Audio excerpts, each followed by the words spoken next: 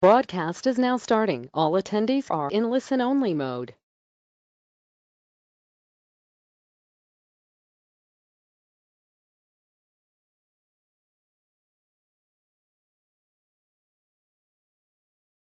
Okay, so we're going to begin. Hopefully we have the majority of you that are going to be with us. And it's great to see so many of you, so thanks for coming. So yeah, welcome to our webinar for today. It is all about trying to answer the questions which you might have in relation to your application for Key Action 1 mobility funding in the field of VET for the 2019 call. So my name is Bethany. My colleague's name is Daniela, who's with us today. And we both work in the Erasmus team at Chorus UK. Here with us as well today is also Dan, and he's going to be answering your questions via the question facility. We have also provided you with a handout, and that does contain a lot of important links and explanations just to help you with the understanding of the programme and also with submitting an application. So Dan will be also sending some of these links and information through the chat facility today. But just to let you know, we won't be responding to anything through the chat facility, only through the question facility. So make sure you're using that one and not the chat.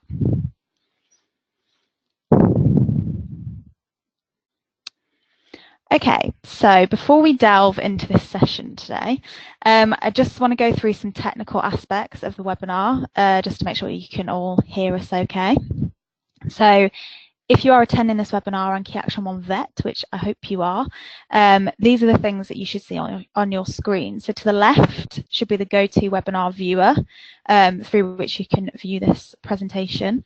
And to the right should be the GoToWebinar control panel where you can use like the raise your hand button.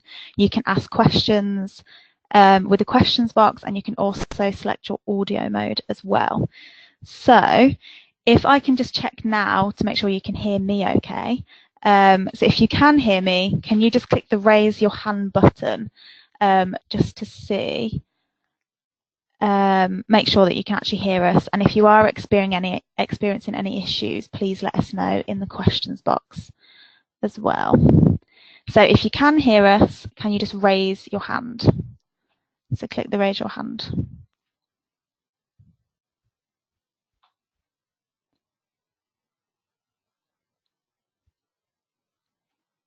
Okay, it's looking like the majority of you can. If you are experiencing any issues, as I say, do let us know and we should be able to help you.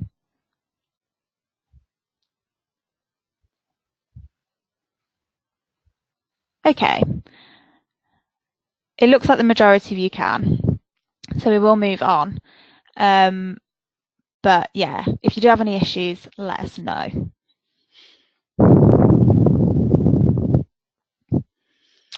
Okay, so just for your information, all attendees are muted automatically on arrival to this session. That's just so you know that. You can listen into this webinar using your computer's audio or your phone, so please select your preferred option in the audio menu at the top of the control panel to the right of your screen. If you do select telephone, you will have to follow the instructions that were provided in the registration confirmation email, so you should go and find that if you need that. As we have said, we'll be using the questions facility to answer your questions during the session today. So if you do have any, feel free to use this at any time. Just type them into the question box at the bottom of the control panel to the right of your screen, and Dan will do his best to respond. So he can either reply to you individually or he can forward the question and we may be able to give the answer to everybody. And that's just if the topic seems to be of interest for all attendees as well. We have prepared some slides based on the queries that we received through our helpline, and we've also got some key points which we want to highlight to you for the 2019 call. So as I say, just feel free to post questions at any time, as this is also a question and answer webinar, and we'll just answer them as we go along. If there are any queries that we either don't have time to answer or we don't quite have the right information on hand with us today during the session, we can respond by email afterwards. So don't worry about that. And also just to let you know, this session is being recorded. So we'll be able to send you a link to the recording afterwards and you can use that to recap as necessary. And this recording will also go onto YouTube. So we can you can catch up on there as well if need be.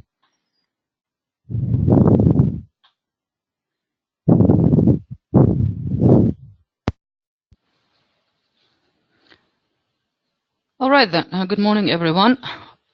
We'll go through the presentation now, which is just a few slides, and there will be time for any questions related to the topics at the end of each session. This session is not designed to look at how to complete the application form, but rather to answer any queries you may have. For a step-by-step guide on how to complete your application, please read through our guide for applicants, which can be found on the application resources section of our website, and Dan will now send you the link in the question box. It is also on our handout. And you can learn about hints and tips on the application form by listening to our recorded webinars available on our website under the application resources section. Therefore, in this presentation, I'll start by giving you a quick introduction to opportunities available under Key Action 1, both in the field of VET. Then we'll be looking at the PIC process, what is new in the 2019 call application forms, the activities details section in the applications, and the budget. Before we start, though, I'd like to run a quick poll to see how many of you have watched our pre-recorded webinars.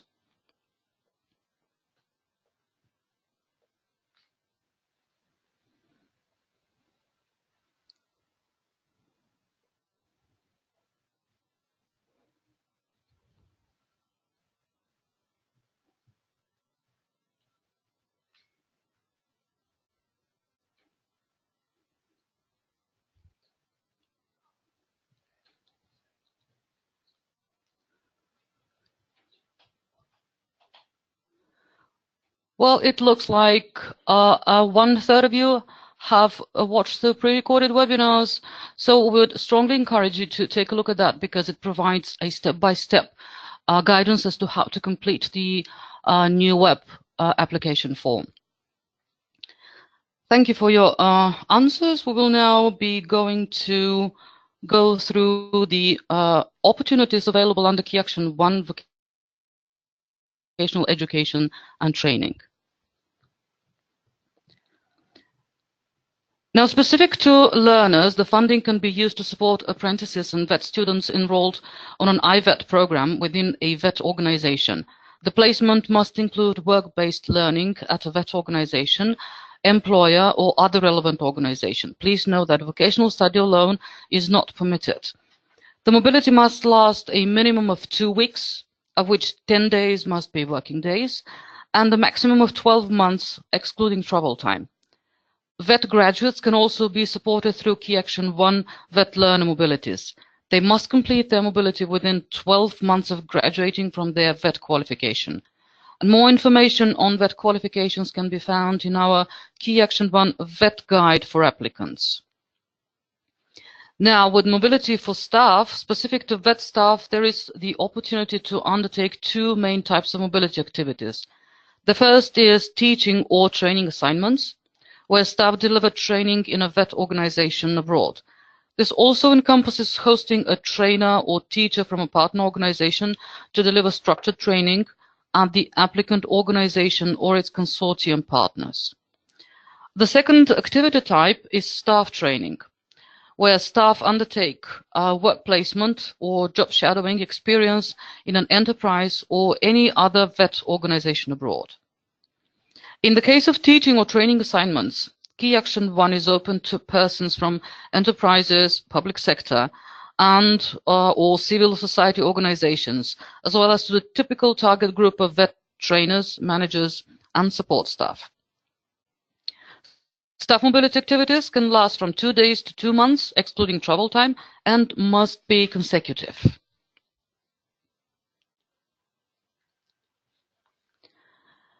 Let's take a look at ErasmusPro and ErasmusPro activities. Now, this ErasmusPro activity type is one of the European Commission's priorities again for the 2019 call. It's specifically for long-term mobilities, that is, mobilities lasting 90 days or more. ErasmusPro is a policy initiative responding to calls from the European Parliament to increase the quality of VET and employability of VET learners through long-term mobility placements. In the 2019 call application form for VET mobility, instead of separating activity types according to the host organization, VET providers and companies, the application separates according to durations. So we have mobility in VET providers and or companies abroad from 2 weeks to less than 3 months, which means 10 days at placements up to 89 days inclusive, plus 2 travel days. Or we can have long-term mobility in VET providers and companies abroad, known as ErasmusPro, from 3 to 12 months, which means 90 days to 366 days inclusive at placement, plus 2 travel days.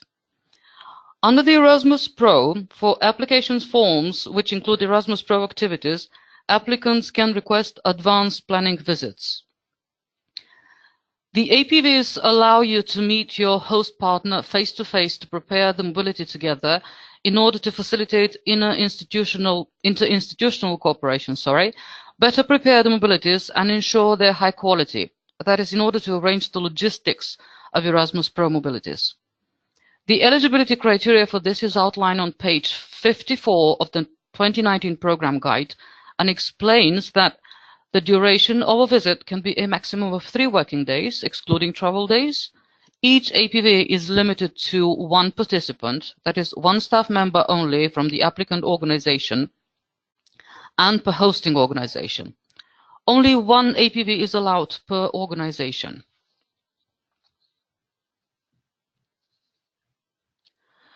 To promote ErasmusPro mobilities in projects, the integration of long-term mobilities forms part of the quality criteria against which your application will be assessed under all 3 award criteria. Now, under relevance of the project, the extent to which the proposal integrates long-term mobility will be assessed. And this gives priority to a project that has integrated ErasmusPro mobilities in comparison to one that does not, assuming that the level of quality is the same between the 2 projects.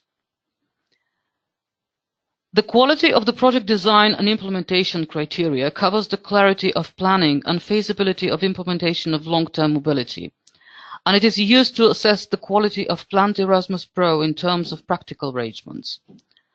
And the impact and dissemination criteria, this will cover the extent to which the project promotes long-term mobility by developing sustainable cross-border cooperation and recognition structures. This will further reward projects that implement ErasmusPro in a sustainable way. For more information, please see page 54 and 55 of the 2019 program guide.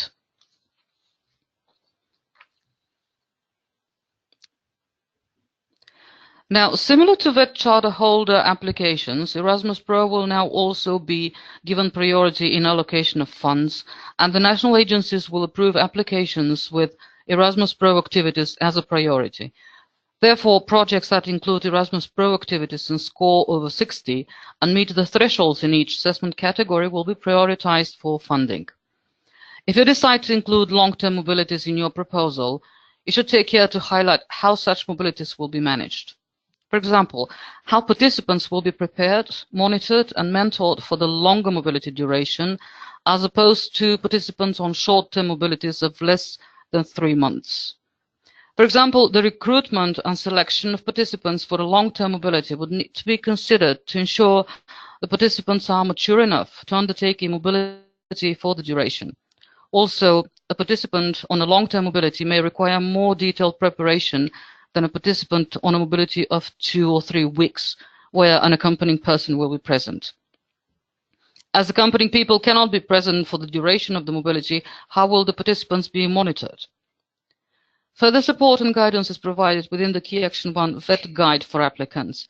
The national agency will also provide beneficiaries with the opportunity to discuss their proposal idea for 30 minutes by telephone, when you can discuss what you have put in place for ErasmusPro mobilities if applicable. You will need to complete and submit a short form, which can be found on the application resources page on our website, and the link is also on the handout.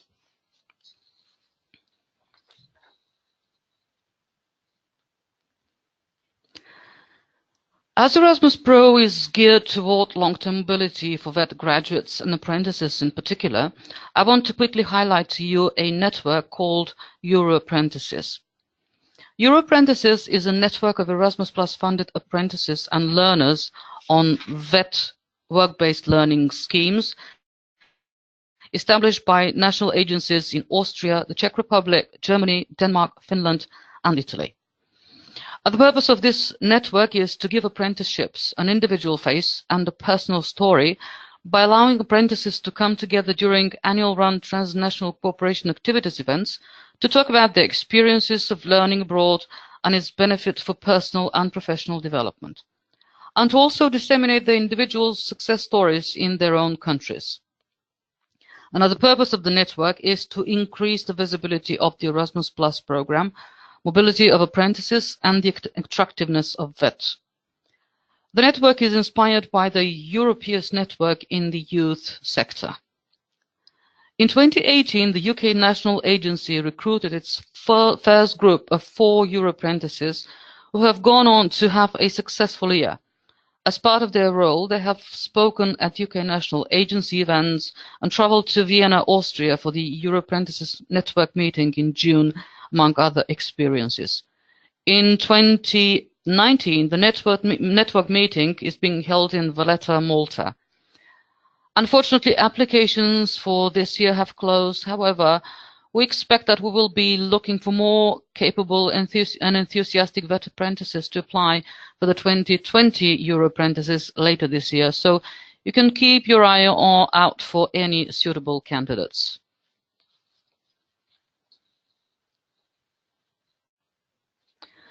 Now we'll be moving on to the participant identification code process.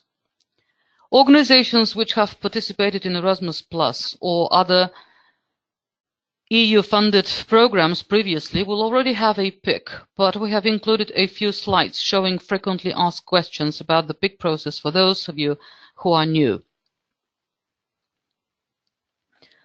In order to apply for Erasmus Plus funding, the applicant organization must have a participant identification code and must also ensure that its UK partner organizations have a PIC. The PIC is a 9-digit participant identification code, which is unique to your organizations and will help you complete the application form. If you haven't got a PIC, you need to complete 2 registration steps. But please double check that your organization definitely doesn't have a PIC. We'd recommend you ask colleagues at your organization in case someone else has already created a PIC. If your organization already has a PIC, you should use that one and not create a new one, as having 2 or more PICs for the same organization will create problems. If you do need to create a PIC, first you will need to create an account on EU Login. EU Login is a point for user authentication to a wide range of Commission tools. The registration process is really simple, and you can download a guide on our website which will talk you through how to do this. You will then need to obtain a PIC through the participant portal, and again, the link to the portal is on our website. After starting the registration process, you will be prompted to provide information about your organization as well as upload documents related to your organization. These documents are needed to prove the legal status and financial capacity of your organization, and it is essential that the information on these documents matches the information you've input on the portal. So if you already have a PIC, can you just forget about this whole process? The answer is not really. You need to log onto the portal and check that the details you input are up to date and that they match exactly the details in the supporting documents that I will mention in a minute. In particular, you should ensure that the organization address is the registered address and is accurate, because the national agency will conduct all checks against it. The email addresses should be accurate and the contact telephone numbers for the applicant, and if applicable, the national consortium member should be a UK contact number. Also, please be aware that all of your UK partners will also need to have obtained a PIC and have uploaded all the necessary supporting documents on the participant portal before you can submit your application.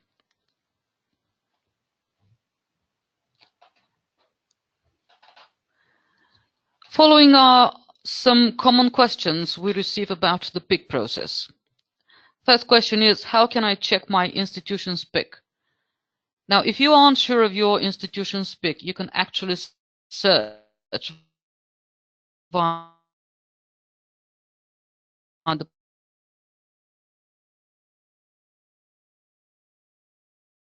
participant portal following the site tab.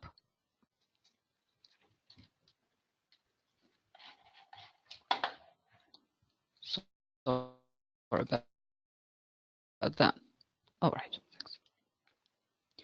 We're also frequently asked about what documents are needed to be uploaded.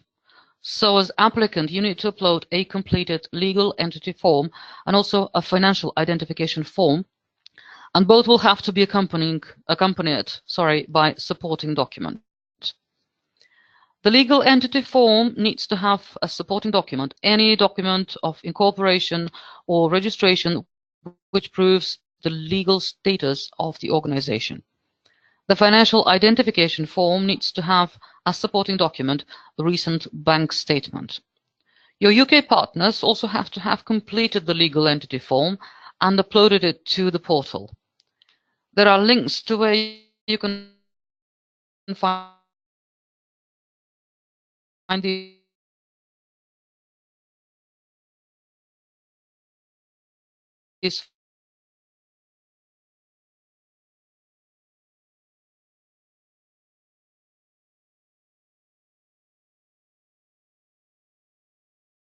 forms.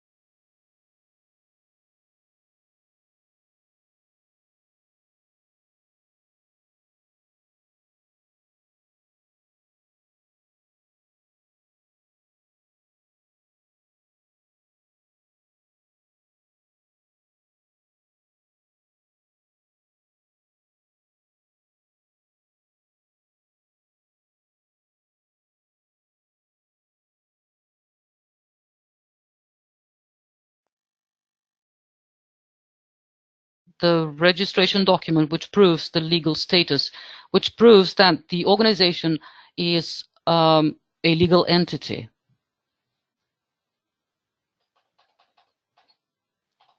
Our non-UK partners, well, it's the same. They will have to upload the same document,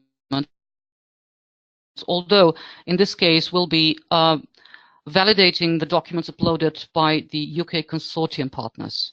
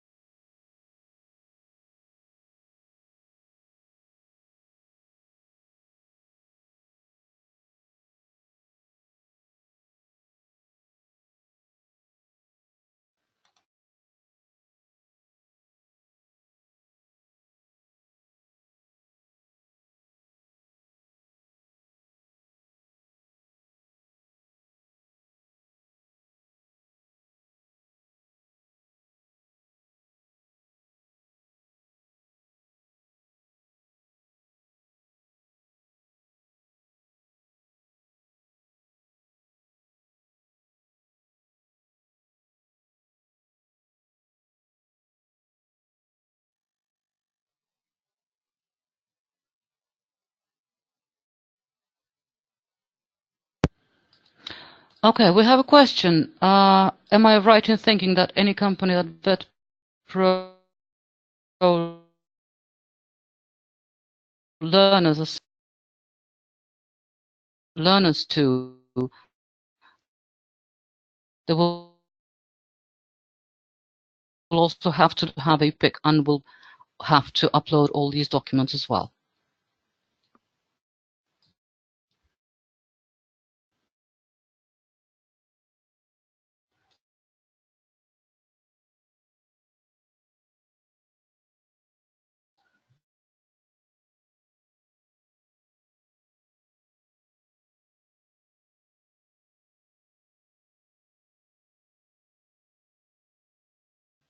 To upload new financial legal ID forms, but if you are approved for funding during the validation process, if we request new documents, you will be notified.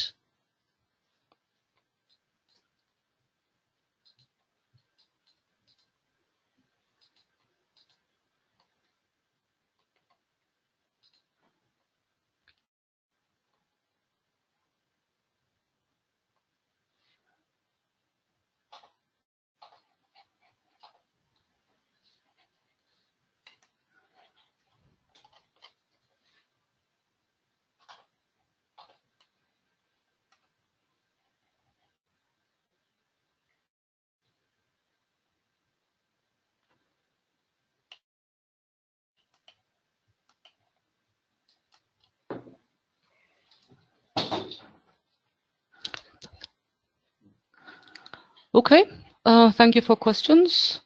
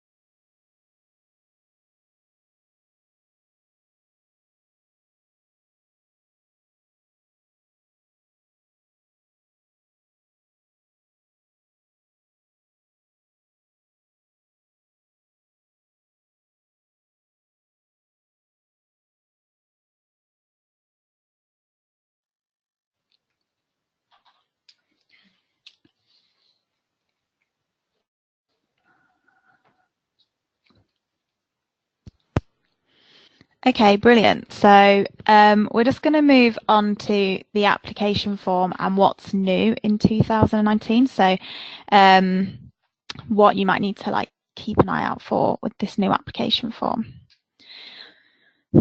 So the biggest change for this year is that the European Commission have released a complete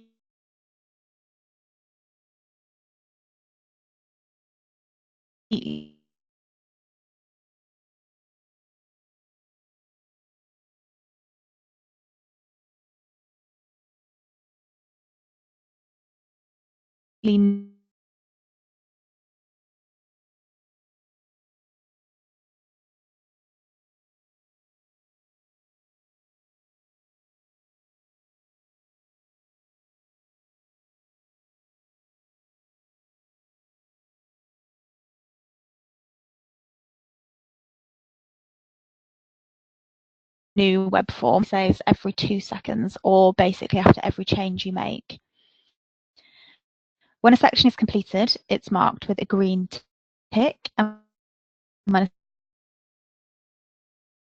section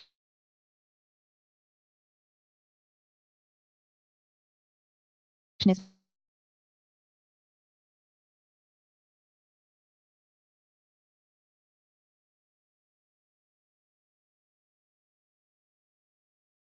missing information, how the hosting partners are included in the application. So when it comes to completing the form, we advise that firstly you complete your application form in the order of the sections given. So essentially start from the top and work your way down. This is basically just to prevent loss of data throughout the form. So we have had some people on the helpline saying that that's happened to them. So potentially starting with later sections will mean that some data then gets overwritten or is lost. When filling out the required information in the web application form, please make sure that you don't use multiple tabs or open several browser windows for your application. This is basically going to cause problems with the autosave functionality. So the same thing will happen. You'll just result in lost data in your application. So make sure just to have one tab and one browser open with your application form. If requested activities don't meet eligibility requirements, for example, there's not enough days or there's too many days, that kind of thing, error messages will appear and that will prevent you from submitting the application form. So you will have to change those things. So just quickly before we move on, for any further information on the web form and how to complete it, we've already said about our guide for applicants. It's really helpful. You should go and read it. But you can also watch our pre-recorded webinar because we literally take you through the form step by step. So that could be really helpful. And the links to all these are in the handout and on our website as well. So as the form is new, we do strongly recommend that you complete and submit it some days in advance of the 5th of February deadline, just in case you experience any technical difficulties. It means you won't miss that deadline. We would also like to point out that if you submitted a successful application last year, you're not guaranteed to be successful in 2019, and you should not complete the 2019 application with the exact same information as last time. You should review and update your application, taking into account any feedback provided from your last application, any information about new procedures in place to manage your project, and any information on the need for the project and updated qualitative data as well, where applicable, so all the assessment criteria. And the application process is really competitive and the quality of application does rise every year. So just because your application was successful last year does not mean it'll be successful again.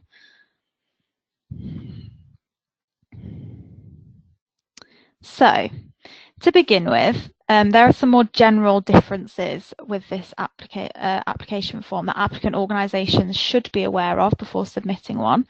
So the first one is this new assessment criteria. So under relevance of the project assessment criteria, there is one additional kind of criteria that's been added, and it is as follows. So the extent to which the proposal is reaching out to target groups with fewer opportunities and or involving organisations who are newcomers to the action.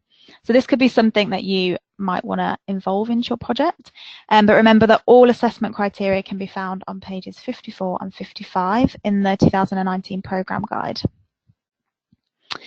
So the next one is there is no longer a section that allows you to expand on the profile and background of your hosting organisation. So in previous applications there were, but just because there's no specific section for this, this information should still be communicated within the narrative of your application, just to strengthen the application form. An application needs only to be submitted with one hosting organisation at least, and other organisations are able to be added to the project at a later stage, but the UK National Agency must be it must be communicated to us if you do add any at a later stage. If organisations don't identify all hosting organisations in their application form, they are asked to provide the methods in which they aim to identify these during the project lifecycle. So you do have to explain that as well.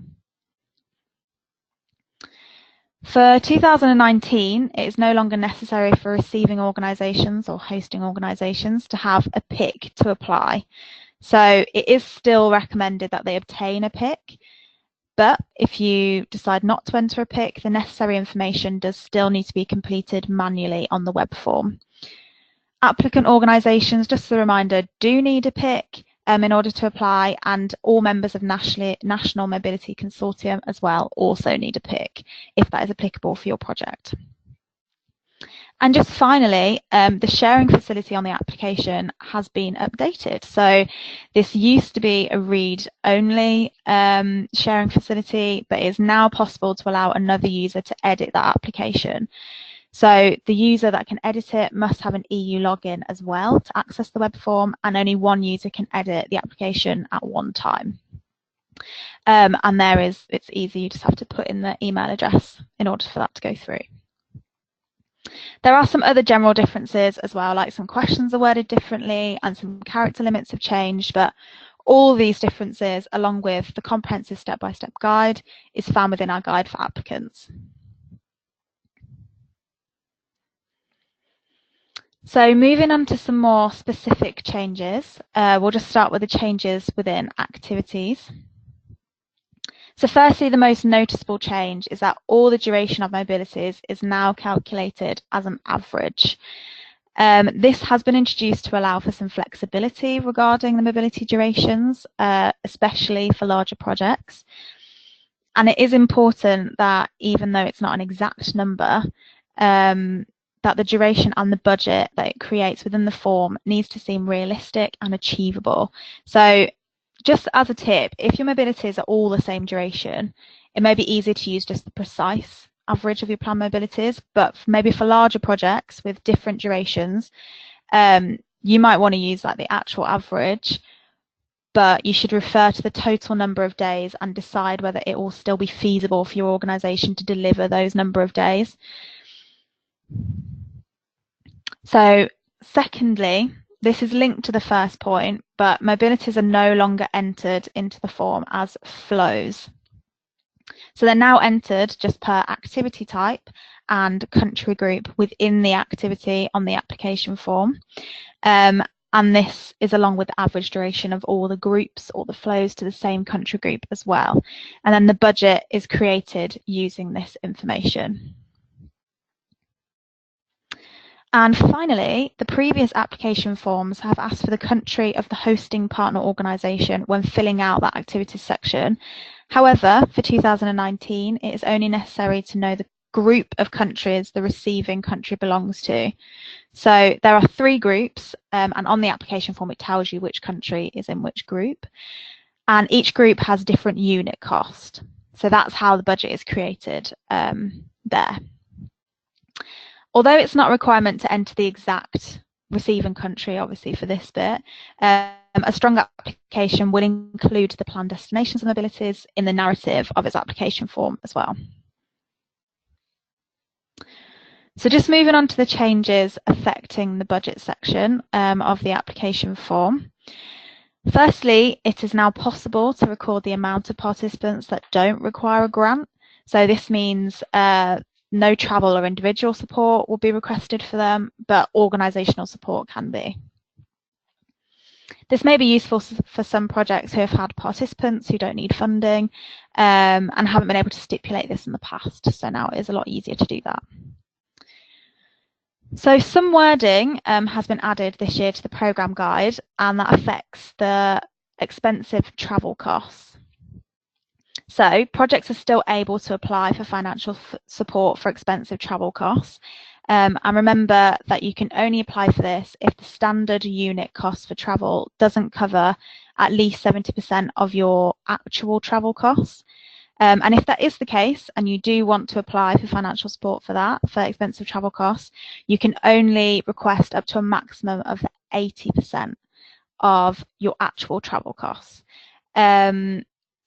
So if you need that written down, or you need to see it written down to understand it, it is in the programme guide, and it is also in the application form explained there as well. So you will be able to find that.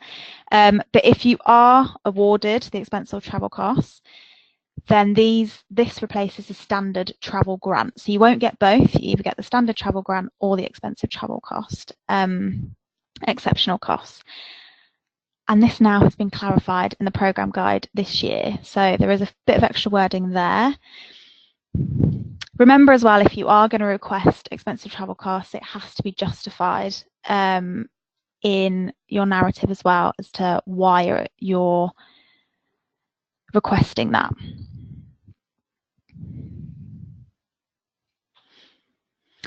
And just finally, within this new application form, because as we've talked about, the exact durations and destinations are not defined application, the final budget summary will show as an estimated grant. That's the name it's given.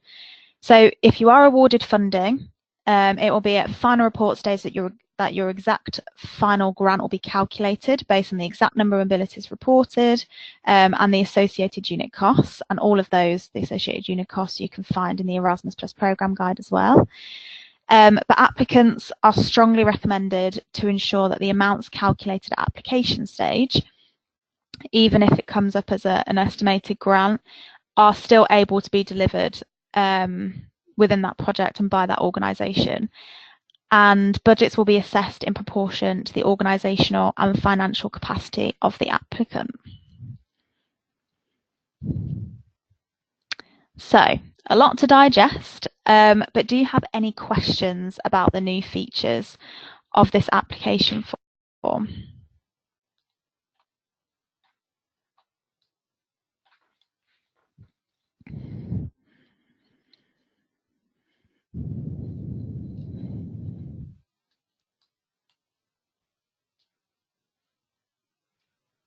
Any questions at all?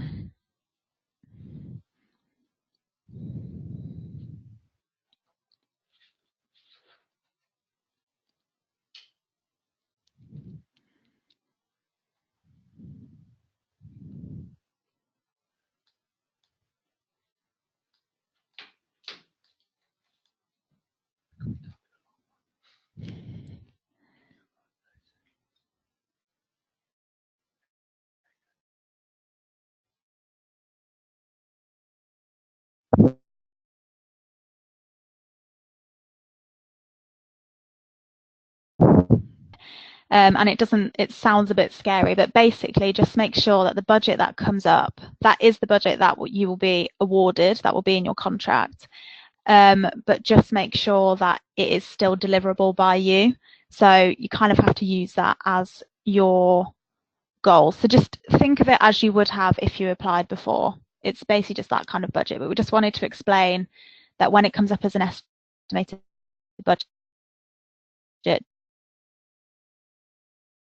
don't think that you have to, or the other way as well. Just treat it as normal. We just wanted to address the name of it.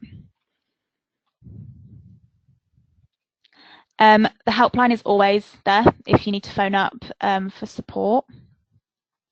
But also for VET projects, we do have project outline forms that we're offering. These are basically, you can explain what your project idea is. There's a few questions that you need to answer.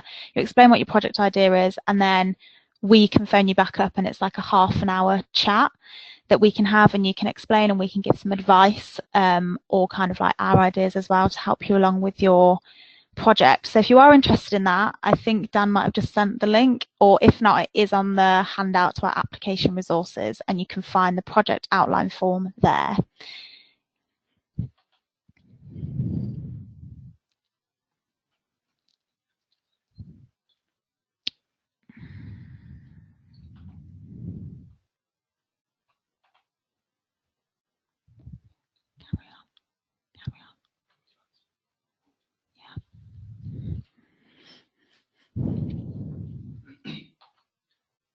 Hello, Dan here. So just to answer a couple of questions. Are you muted?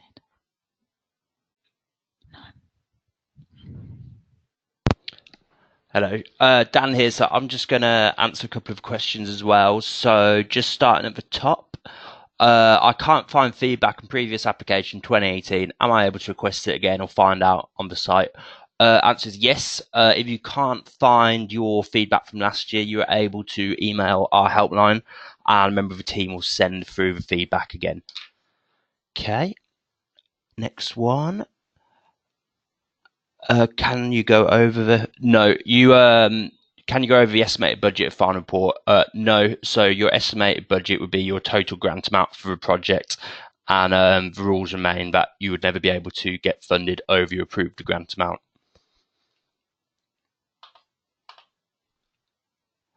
So if we have two separate UK colleges going to one mobility location at different times, they're grouped as an average rather than seen as separate. That's correct, yes. So it would be the average distance band between those two. Will the estimated budget, if awarded, be the maximum you can claim? Yeah, as before, that is the maximum that will be able to be claimed. Yeah, so grant agreement, as always, stipulates that once awarded, the grant amount can never be increased. Okay, a couple more coming in. How are the 2 travel days funded? What happens if work placement always takes place in these days? So the travel days are funded in the same way that they normally are. So in the application form, there is a section which allows you to input the travel days, and they'll just be included into your budget for individual support, organisational support. No, not organisational support, as they would normally. So there's no changes to the travel days.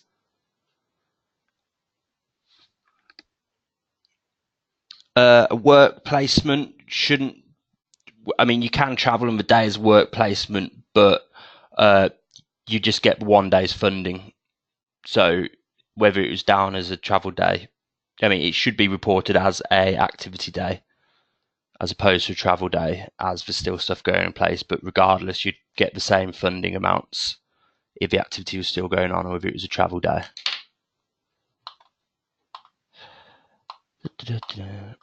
Is it possible to see previous applications that we've submitted? Yes, it is. If you contact the National Agency on a helpline with that request, then we will be able to send previous applications. I think the stipulations are that the request needs to come back from a contact person or legal representative stated on those applications for data protection reasons. But yeah, if your organisation submit an application for you, are able to request a copy as we hold them on our central system.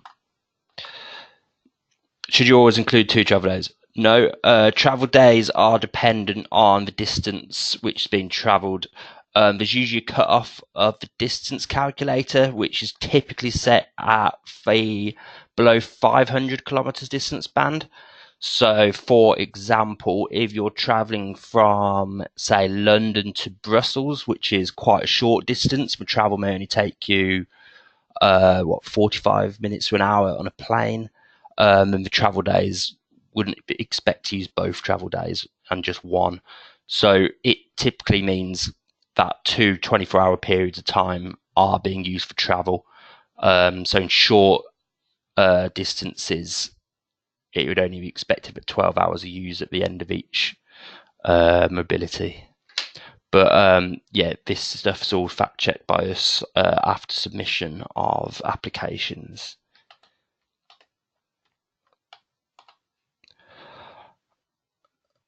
What is a process for applicants that have applied for many years? There used to be a quicker process. I'm not too sure of this, but this sounds similar to if your organisation is a VET Mobility Charter holder, then there is a streamlined application process. This essentially means that charter holders, if submitting eligible applications, are guaranteed funding, subject to the National Agency approving their applications. However, you would need to be a pre-approved VMC holder, for which you would need to have been accredited this year, last school year in 2018 to apply this way in 2019. So I think with that one, there is the option, is Key Action 116, the application form, which will be available in the same location as the 102, 104 projects.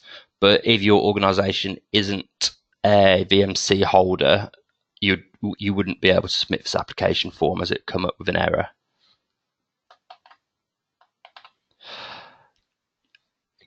Can you print off the application to read first? Yes, you can. So in the application form, there's an option to PDF what you've inputted so far. So if you like to read through it, while printed off, you can just PDF it and print it. I'd just like to say there is, in fact, a separate webinar to this one that goes into the application form in a lot more detail. It's a dedicated webinar specifically for the application form, and a link to this webinar, which is already recorded, is in the handout. So you'll be able to access that pre-recorded webinar, and it gives you a lot more information and hints and tips, step-by-step guidance on how to complete the application form. So last chance for any questions in this section. I believe I've gone through everything now. I would like to say as well, as a follow-up to this webinar, we will be typing up all the questions asked and distributing, say, a Q&A sheet. So you'll get written answers to all of these questions in the next few days. So you'll be able to refer back to what I've been saying now. So unless anyone wants to ask anything in the next 10 to 20 seconds, we'll proceed with the rest of the webinar. I shall hand you back to Beth. Yeah, Bethany. Great. Okie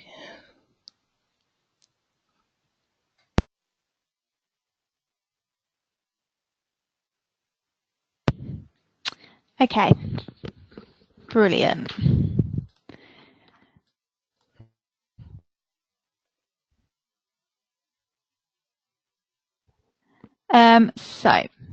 So we'll now go through the key points and any possible questions regarding the activities section of the application. And this section basically just asks you to break down your mobility activities.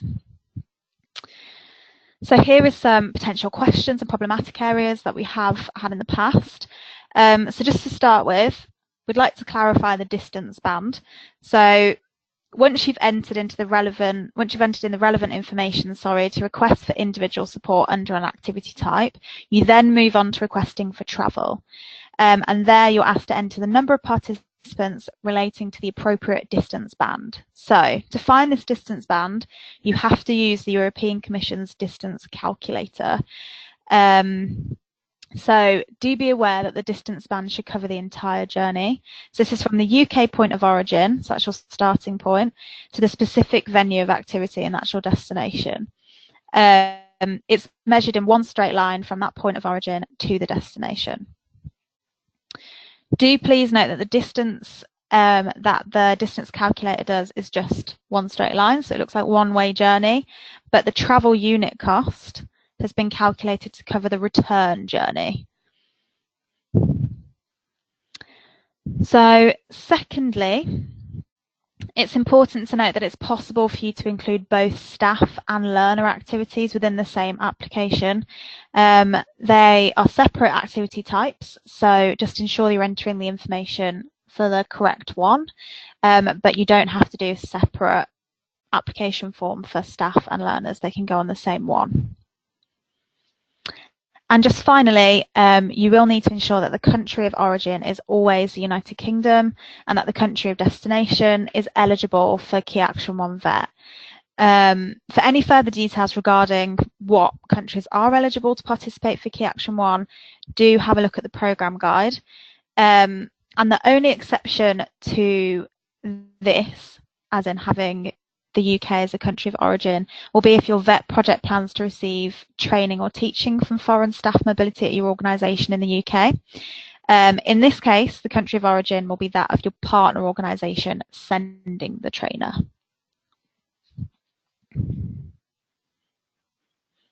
So just moving on to completing the actual activities section. There's now a list of activities table. So it's a new addition to the application form, and it just simply allows you to add the amount of mobilities you wish to apply for as part of your project under each activity type. So there are 5 activities possible for VET Key Action 1. So there is mobility of VET learners. There's ErasmusPro, mobility of VET learners. There is advanced planning visits, so that's obviously only for ErasmusPro, as we spoke about before. Then we have the staff, so we have teaching and training assignments abroad and staff training abroad. So within each activity type, you are able to have multiple participants allocated to multiple distance bands and country groups. And this is basically replacing the flows of previous application forms. If any activity types are left blank, they will remain within the table, but with no funding allocated to them. And this will stay as well when you create the PDF version as well. It will still have empty activity types if you don't complete them all. Something to be aware of when completing the activities section is that new questions can appear depending on which activities have been entered. So, for example, once a learner activity is entered or even a staff activity is entered into the list of activities table, a new question will appear on the main activities section. And this is regarding a summary of the activities planned for those mobilities. So do make sure that you check to answer that question. It will come up with an error if it hasn't been answered, but it is good to know that it will be there. And actually, new questions appearing depending on what answers you give is true throughout the form. And this is especially regarding consortium projects, if you are a consortium project, so please be aware of that. And just finally, remember that when you're entering learner mobilities, you do need to remember that it's compulsory for mobilities with VET learners to have at least one accompanying person per 10 learners. And if you want more information around this, it can be found in the guide for applicants.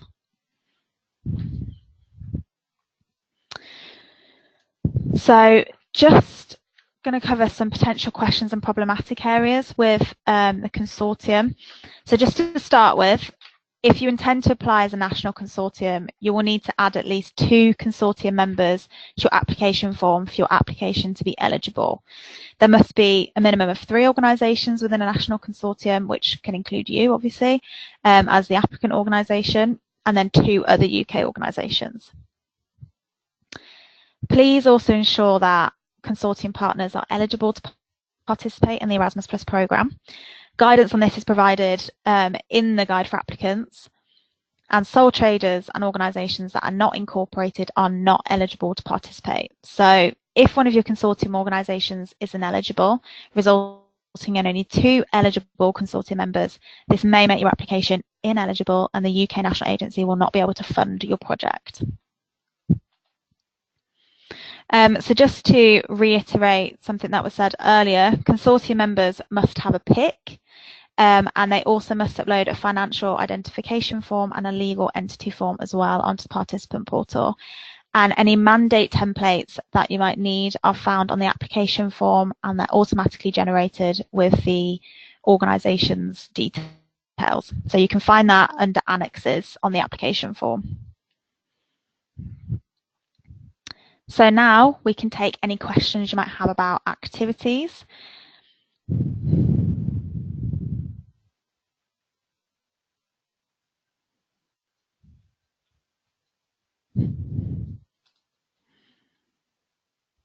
Let's see.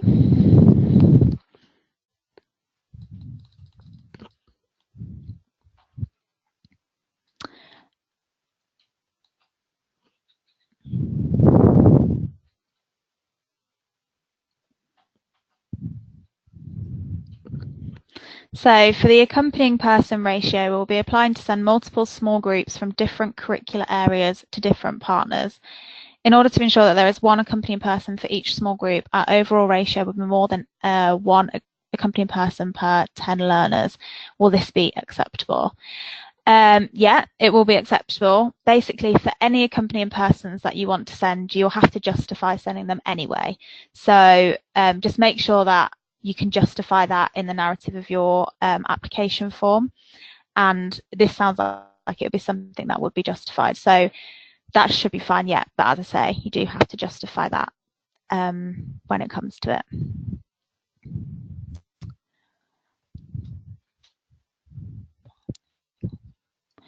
Okay. If you do have any more questions, they can come through now.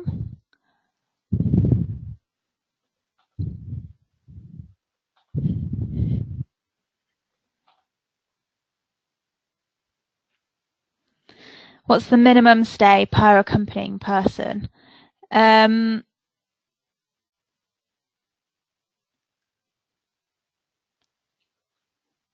don't know if there is a minimum stay per accompanying person. We'll be able to get back to you about that one, and we can let you know, because I don't think we've got anything down for that, but we will let you know.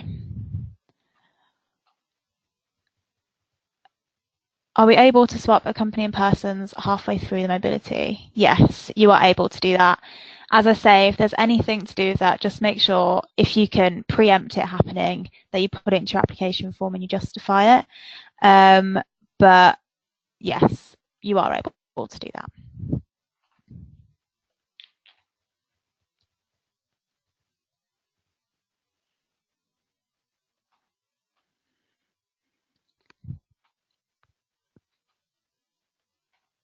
What are the legal status for organisations? We'll be able to write this one out. It's quite a technical answer. Yeah, I think legal status is essentially for the eligibility of the overall application. I think maybe if you say no self-employed people, that might be relating to no sole traders.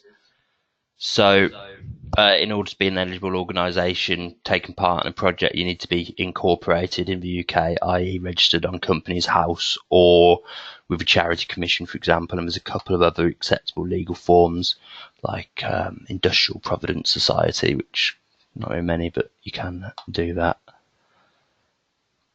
What else we got? There's a question referring to mandates, but here it is. Applying on behalf of Consortium, the mandates must be submitted. What about we apply as a Signal UK partner? Do we need mandate from our hosting partners? That is no. Mandates are only required for Consortium partner members. Do you get double travel if you swap accompanying person halfway through? If the number of mobilities has been approved, then yes. However, if you split one approved mobility in two, so you'd say you're approved for 12 days, for example, but one person completes 6, but you have 13 individual participants rather than 12, and no.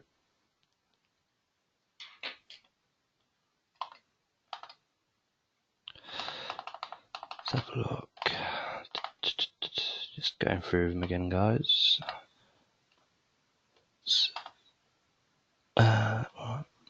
So Stephen's asking non-profit non-profit organisation.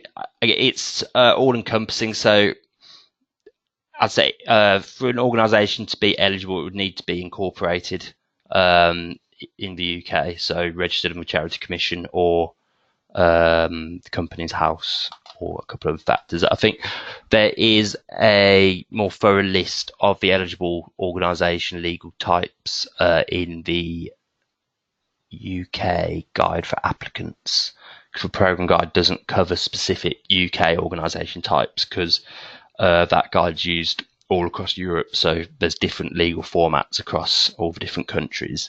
So in our guide for applicants, we state legal forms that we accept onto projects. For confirming mandates, so mandates are only required for consortium partner members, not your international partners.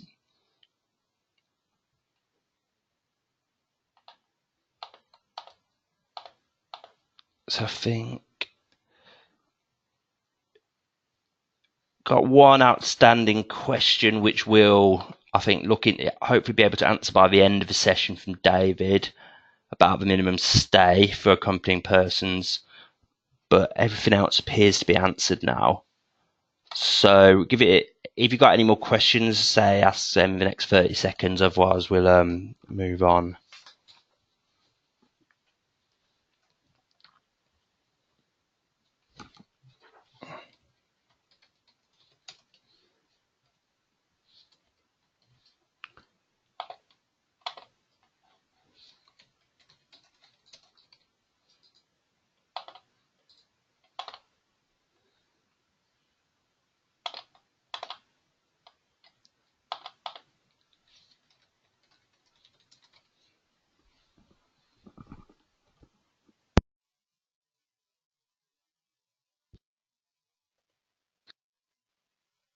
Okay, now I'd like to cover some basic information on the budget, which you can request under Key Action 1 Vet Mobility.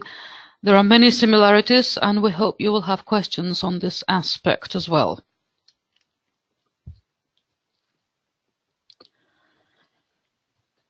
We thought we would cover some general principles here and then open the floor to questions you may have. As you're probably aware, the grant is a contribution to the costs of delivering the project, and the principles of co-financing applies. This means that the grant awarded may not cover all the costs of implementing the project, but is intended as a financial incentive to carry out projects that might otherwise not be feasible. Now, there is no upper or lower limit on the number of participants that you can involve or on the funding that you can apply for, but you must demonstrate your capacity to run the project. Funding is calculated on a per participant basis and is based on set unit costs for certain elements or real costs in other cases. There are unit cost contributions and actual cost contributions, which we will go into detail about in a moment. Finally, it is important throughout your application to provide justification for the budget you're requesting. It must be proportional to your organization's capacity as well as the results you wish to achieve.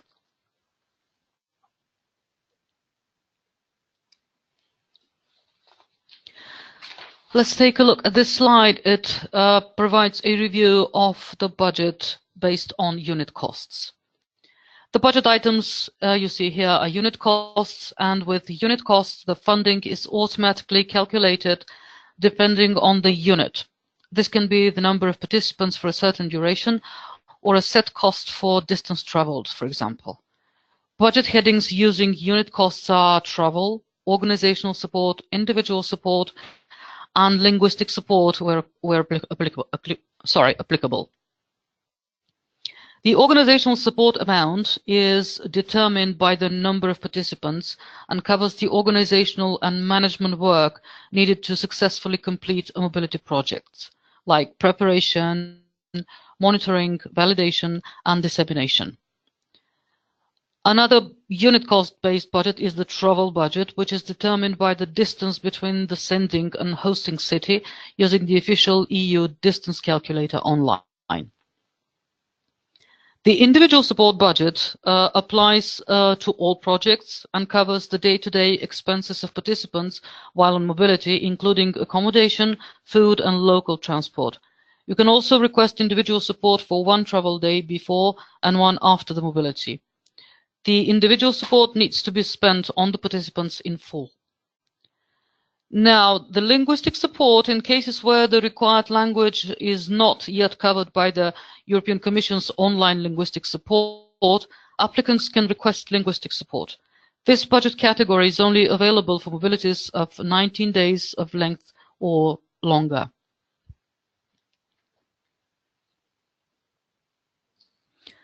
Our next slide covers the actual cost budget. Funding for actual costs is obviously based on the real cost of the item or service, but only a certain percentage of the cost will be covered.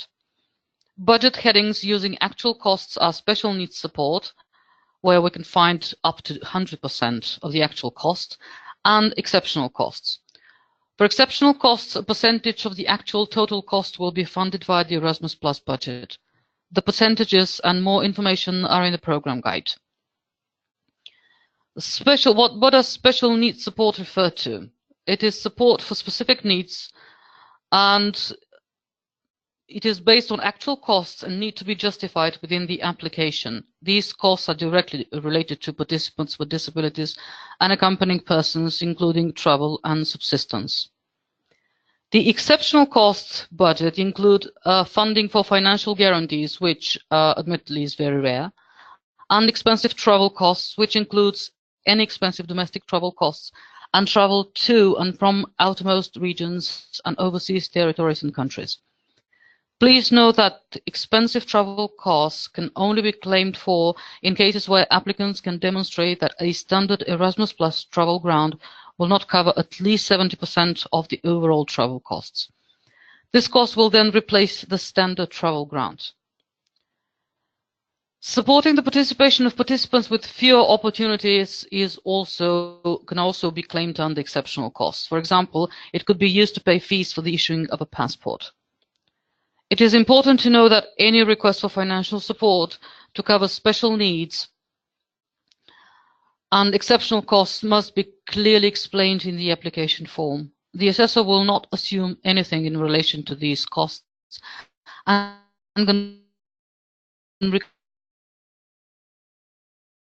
recommend cutting them from the budget unless a strong application will justify why the project would need the grant estimated throughout the application and ensure that the estimated grant given is realistic for the project and would be able to be used effectively. Now, at this point, do you have any questions on the budget?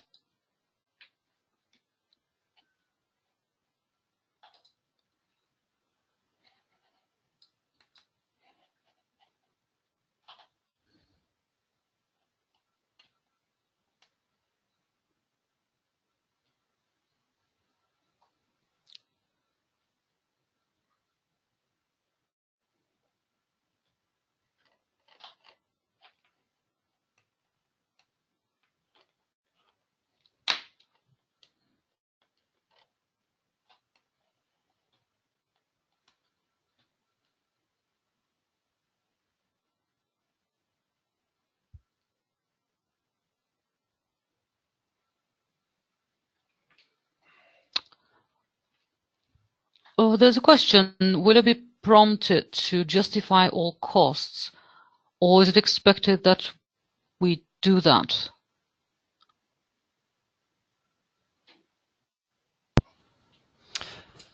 Yeah, so essentially, so you have the budget split between different categories, which includes your unit costs. So that's things like your organisational support, your individual support, your travel ban. So these figures are predetermined.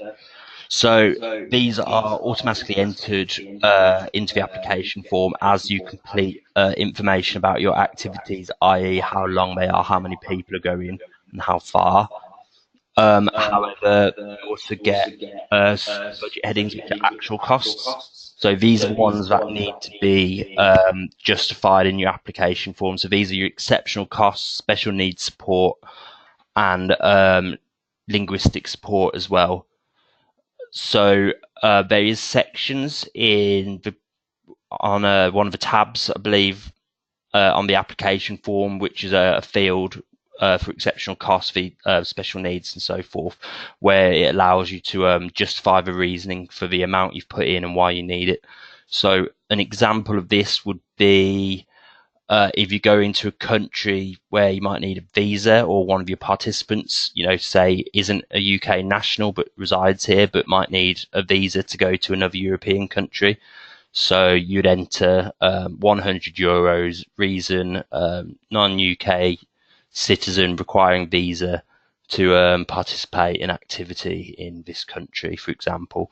And then you provide us a breakdown of costs. So it'd be like visa, €100.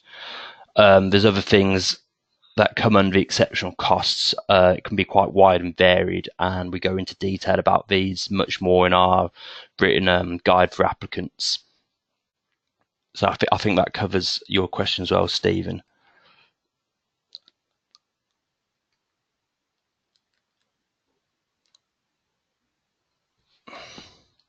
So just a couple more coming in now, I'll just read them.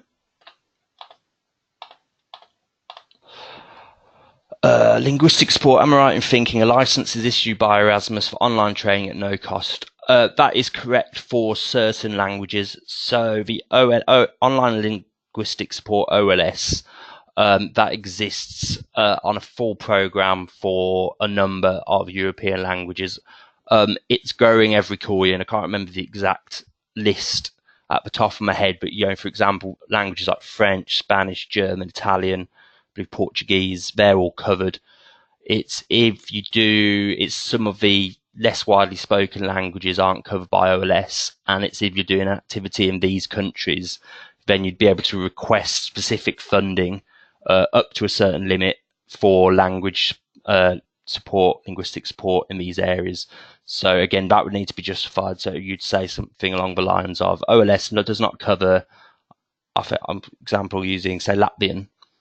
Therefore, we need to request €150 for linguistic training for this participant.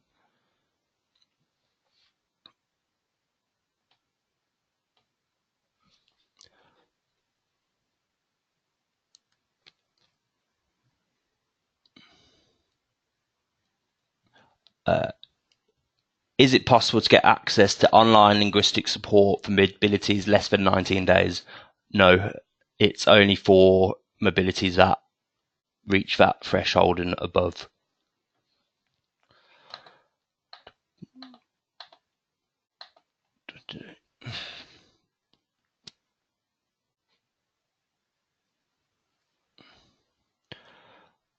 If you don't spend all your budget, is this detrimental to future application? Is there a minimum percentage of estimated budget that the agency would feel acceptable?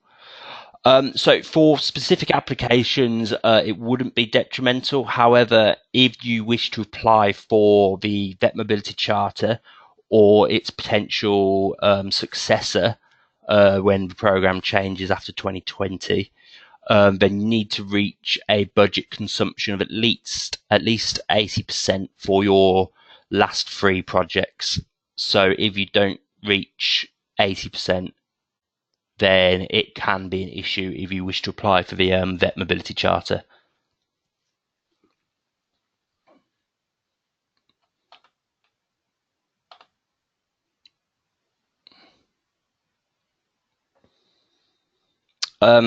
Are participants able to have access to OLS while on mobility, or must be all completed beforehand? I believe they have to complete an assessment prior to their mobility. However, then they can work on their OLS license while they're on activity. I'd just like to say OLS is a commission-run program, and it's fair to say that we're not a font of knowledge on it. We have a number of champions on our team. So I think specific questions, I mean, we're sort of like reaching the limit of our knowledge here, if we're honest. But just for OLS, that is. Yeah, so, yeah, OLS, I think it is completed while participants are on the mobility.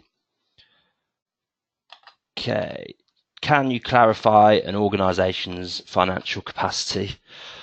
So financial capacity, so essentially this is a requirement, our checks on this is a requirement by the Commission that's passed down to us.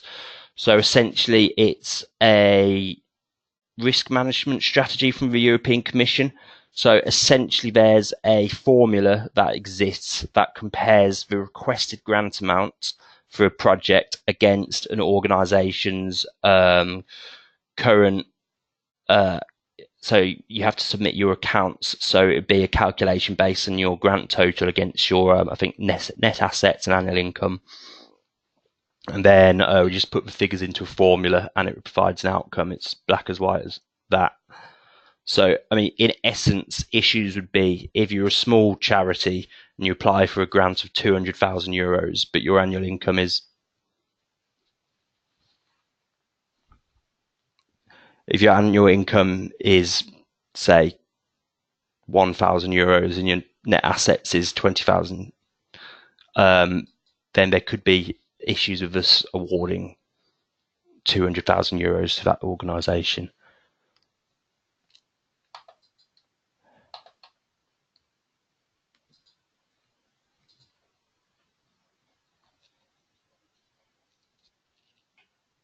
So there's one other question that's been asked relating to entering accompanying persons into a mobility. However, we'll be referring back to this one at the end because that does depend on, we need to check the information, i.e. The minimum stay per accompanying person. So we will get back to you on that one. We just need to do a bit of research. So do we have any other questions on this section? I believe we're actually moving on to an overall Q&A now for any general questions on anything.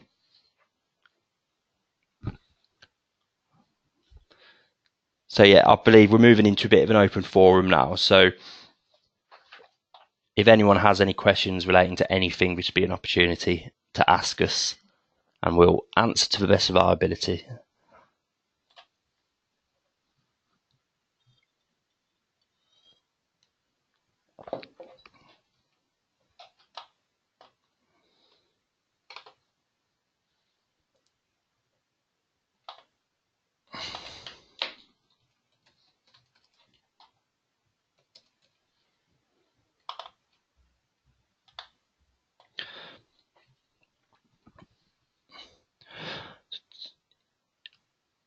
If you can't get a flight the day before the mobility, can you fly out 2 days before? You can, however, then you'd have unfunded duration. So say you've got an activity that lasts for 10 days, but you can't arrive until, say, -2 days, then you wouldn't get paid for those 2 days you're in the country. You'd only get paid for the approved activity duration.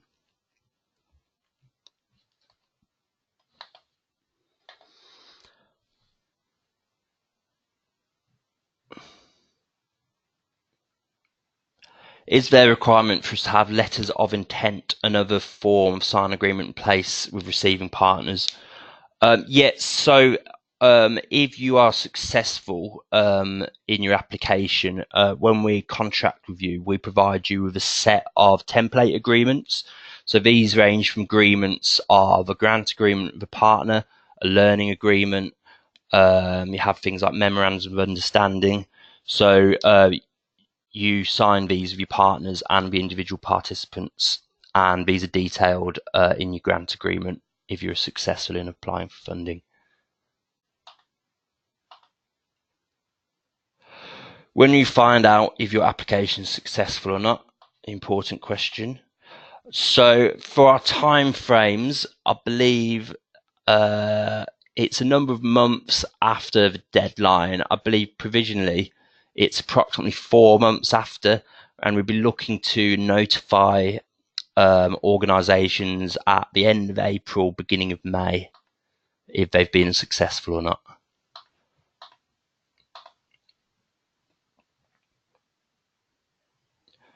There's one relating to the new rules of countries being grouped together and the travel grant being calculated. I refer you to our other webinar for that one, which goes into all these details about the changes to the application form, and I'll give you all the answers for that.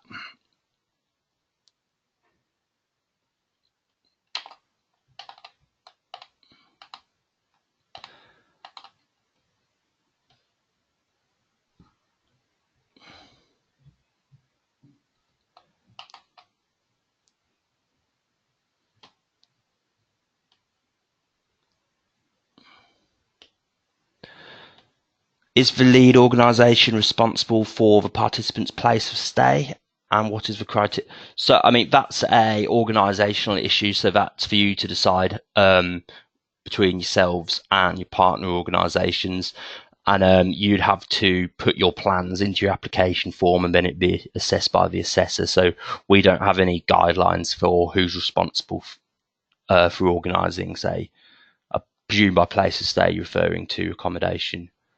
So that's your own organisational issues that you'd need to arrange between yourself and your partners.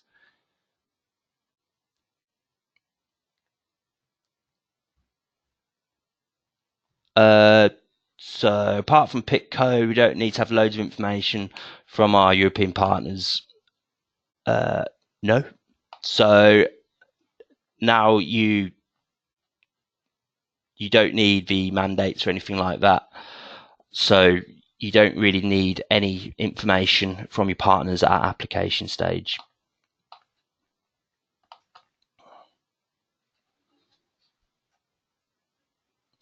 Could we take a group on a project as soon as late June if we're successful and get notification as late as beginning of May? You are able to do that. I mean, the issue with doing it in June, the outcomes coming in May, would be the organisation of, getting your flights, accommodation, recruitment sorted out beforehand. Yeah, so I mean, you are able to do that. You are, if successful. So I should also say that successful notification should take place end of April, beginning of May, but then that's when we also start our contracting process. So our contracting process can take between 4 to 6 weeks. Sometimes it can take longer. We get hiccups from the commission, which sort of trickle down to ourselves and can lead to further delays. But what we advise to organisations is to not run any activities on their project until they've received their signed contract by the national agency, as this sort of disclaimer for funding. You are allowed to conduct activities before you've received your contract. It's just that expenditure on these activities are at your own risk until you've received your contract.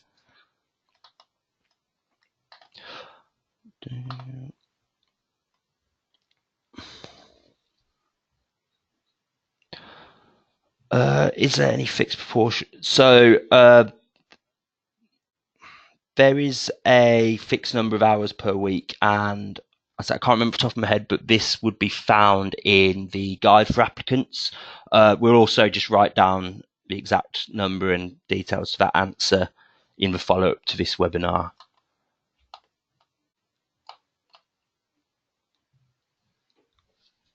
Oof. Overall, would you say the new application is bigger or smaller in terms of required? It is 100% smaller, and that is because you don't have to fill out mandatorily, you don't have to fill out the details about your partner organisations. So if you remember previous application forms, there was a lot of information required on your partners. However, this has now been removed by the Commission, so they are definitely shorter. I mean, that's the requirements. We do, obviously, as mentioned earlier in the webinar, still advise that people include as much information as their partners as possible, because this only serves to support your application, making it more likely to be approved.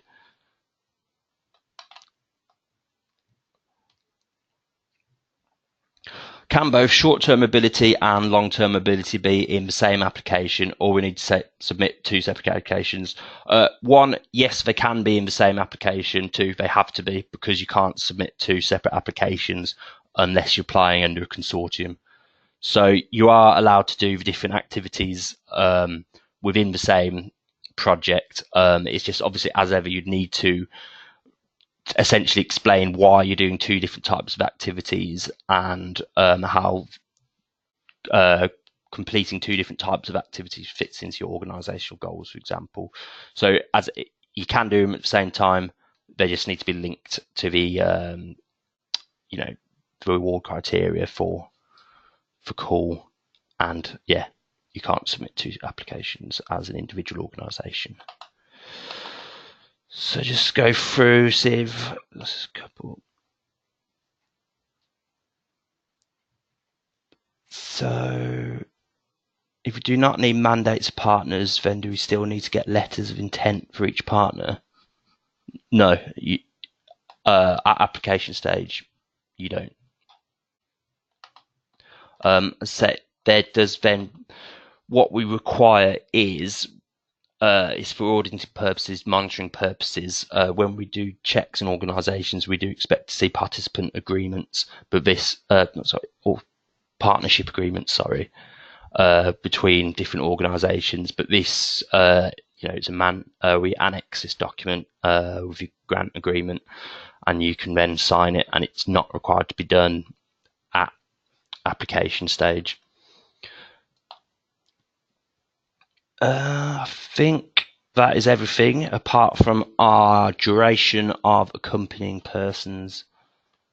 So just have a quick look at our program guide to see if I can see. I don't think this is specifically covered as hard word to say.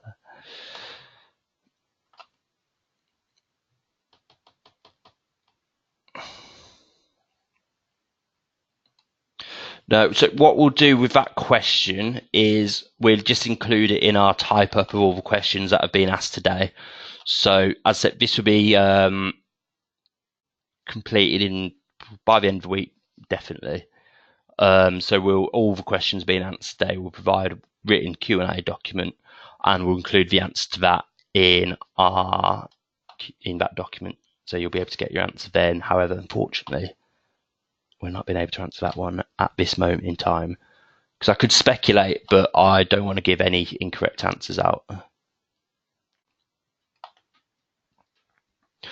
Another one, do participants in ErasmusPro actually need to be registered in an apprenticeship program? No, they don't. ErasmusPro isn't exclusive to apprenticeships, but apprenticeships can do it, and it does fit into them being long term. So there's no requirement for them to be registered on an apprenticeship program. The only thing we do that requires registration on an apprenticeship program is our EuroApprentice schemes. but that's not relevant for this call, so no.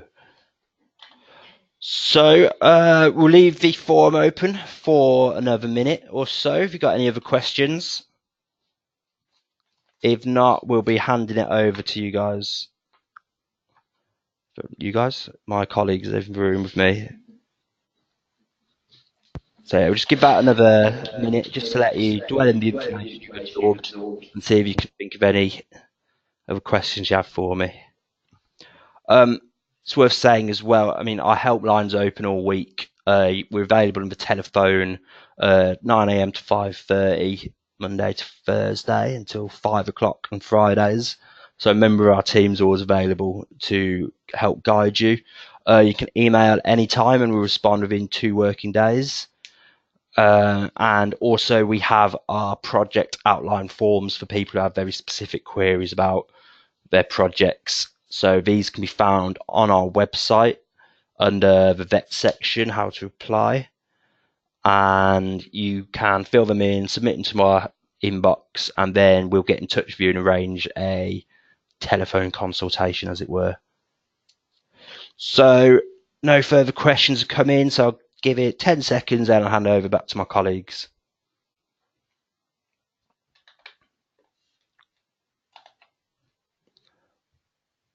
Thank you too. Okay then.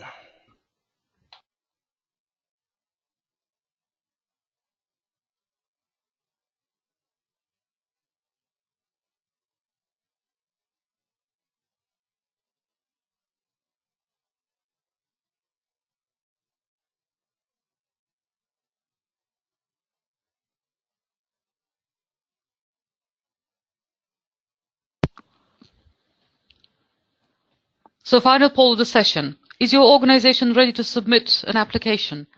Have you read the guidance, watched our pre-recorded webinars, and looked at the form?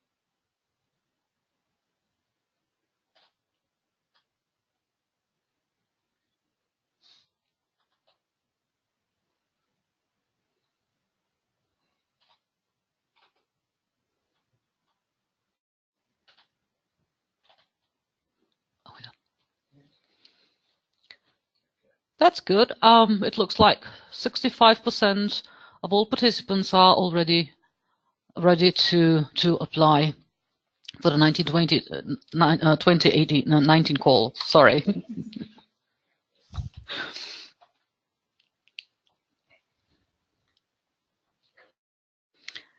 Right, finally, we have a few hints and tips for completing your application form. Aim to submit your application in good time before the deadline. Allow time for final proofreading and to deal with any unexpected technical glitches. Also, please include all the key information in the application form.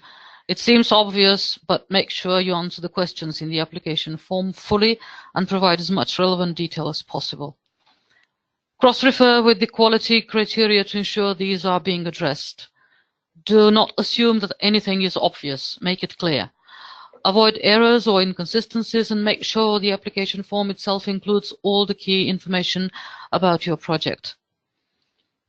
Also, make sure your project is realistic and achievable. Remember that if you're successful, you will be expected to deliver the project as outlined in the approved application. So you must make sure your plans are realistic and achievable, bearing in mind the makeup and capacity of your partnership.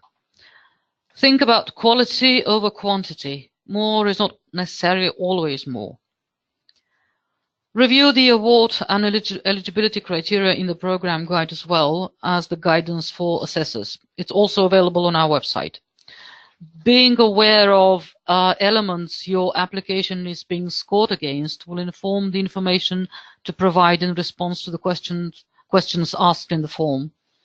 The weakest applicant score is usually impact and dissemination, so do not forget to pay attention to this section. Also, please access the National Agency support. There is a lot of support available from the National Agency to help you in submitting your application.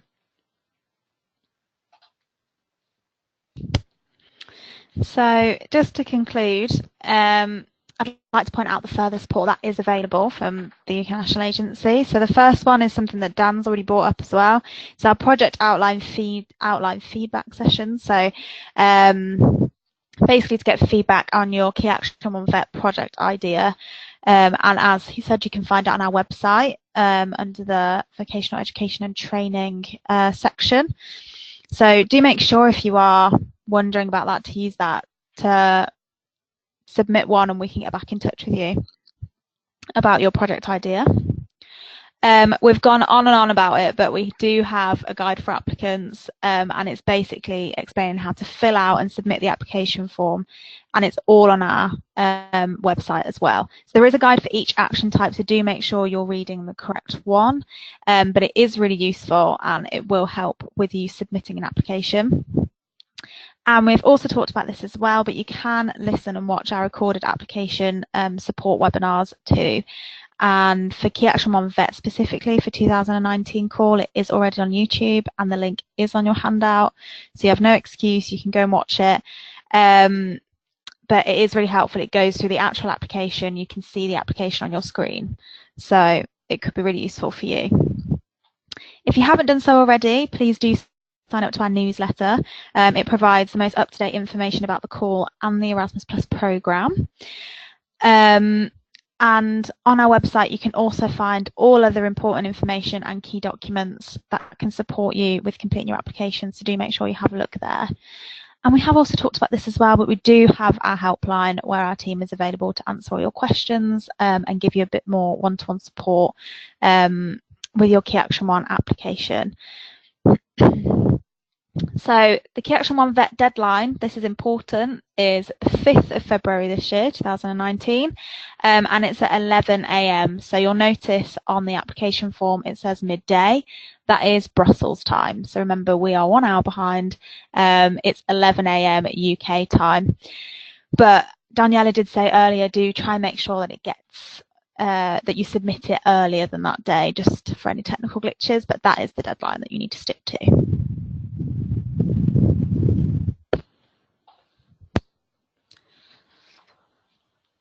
Thank you for your attention. We'll be around for a couple more minutes to answer any final questions. And if there are any more that come up, please contact us via the ErasmusPlus@ecoris.com email address or the number on the screen. As said, our team is also available every day from Monday to Friday to answer any queries you may have via the ErasmusPlus@ecoris.com inbox or our helpline. You can see the number on the slide and you can find it in your handout as well. Do also keep an eye on the Erasmus Plus website for news and further guidance. We hope you found the session useful today and we wish you luck with your future applications.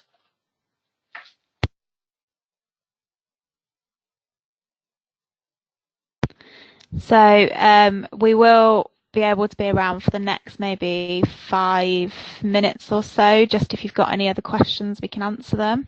But you are free to go if you don't have anything to answer. Thanks for coming to our webinar, as we said.